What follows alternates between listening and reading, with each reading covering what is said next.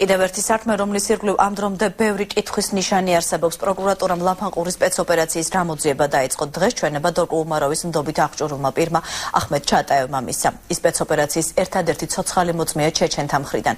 ჩატაევი ამ ეტაპზე დლდანის ციხეში იხდის სასჯელს. ქართველმა სამართალდამცველებმა ცალხელა ახმედა სპეცოპერაციის დაწყებიდან 10 დღის შემდეგ ასაფეთრებელი ნივთიერებების უკანონოდ შენახვა ტარებისთვის დაარღვევეს. ჩატაევი ახლა სამართალს ეძებს. გარდა ამისა, ლაფანყურის მოვლენების გამოძიების მოთხოვნით პროკურატურას სპეცოპერაციის დროს დაღუპული ქართველი სპეცრაზმელის არჩილ ჩოხელის ოჯახმაც მიმართა. რა მოხდა ლაფანყურში?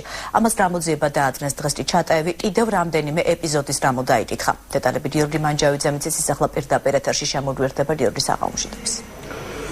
სოფო, როგორც უკვე აღნიშნე, გამოძიება ლაფანყურის მოვლენების გარშემო რამდენიმე გამოძიება მიმდინარეობს ერთდროულად.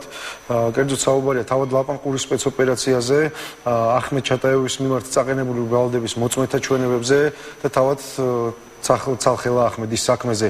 დღეს გამოძიებამ ამ სამივე ეპიზოდის ირგვლივ დაკითხა ახმედ ჩატაევი. დაიკითხა ახმედ ჩატაევი, მოწმის სახით დაიკითხა იგი აი იმ ფაქტთან დაკავშირებით, რაზეც დაწყებულია გამოძიება. მან მისცა ჩვენება, რომ მას არანაირი იარაღი არ ჰქონდა თან,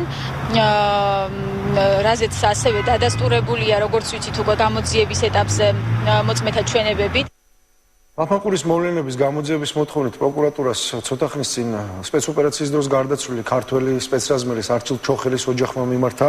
ოჯახის წევრების თქმით, არჩილ ჩოხელი გაურკვეველ ვითარებაშია დაღუპული და ისინი პროკურატურისგან სიმართლის დადგენას ითხოვენ. ამავდროულად ჩოხელის ოჯახის წევრები კონკრეტულ გვარებსაც ასახელებენ, ვის დასჯასაც ითხოვენ.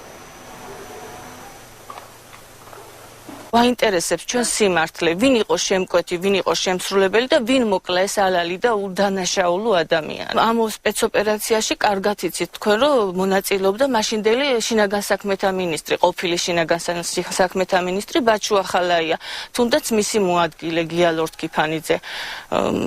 კონტრდაზვერვის ცენტრის თანამშრომელი ვიღაც სანდრო ამირიძე და ვინმე აბაშიძე იქ დღემდე სახელი ვერ მოვიძიეთ ისიც, რომელიც ამ სპეცოპერაციაშიც მონაწილეობდა და ესე თქვეს, რამდენადაც მართალია, ისი ბაჩუახალაიას კაცი იყოვო.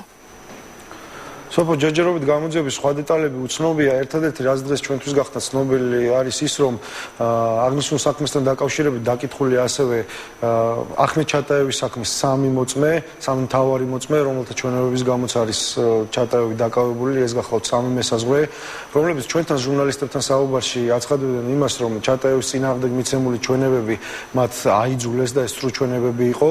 როგორც აღმოჩნდა პროკურატურასთან, მათ ეს დაადასტურეს და ისინი ეხლა აცხადებენ იმას, რომ ჟურნალისტების მიმართ გაკეთებული განცხადებები, რომ ეს სრულ ჩვენებებია, სიმართლეს შეესაბამება. ეს კი ყველაფერი იმას ნიშნავს, რომ ორშაბათისთვის დაგეგმილ ჩატაევის პროცესზე შესაძლოა ახმედ ჩატაევი სასამართლო დარბაზიდანვე გაათავისუფლონ. დიდი მადლობა გიორგი მანჯავიძე საუბრობდა გამოძიების დეტალებზე.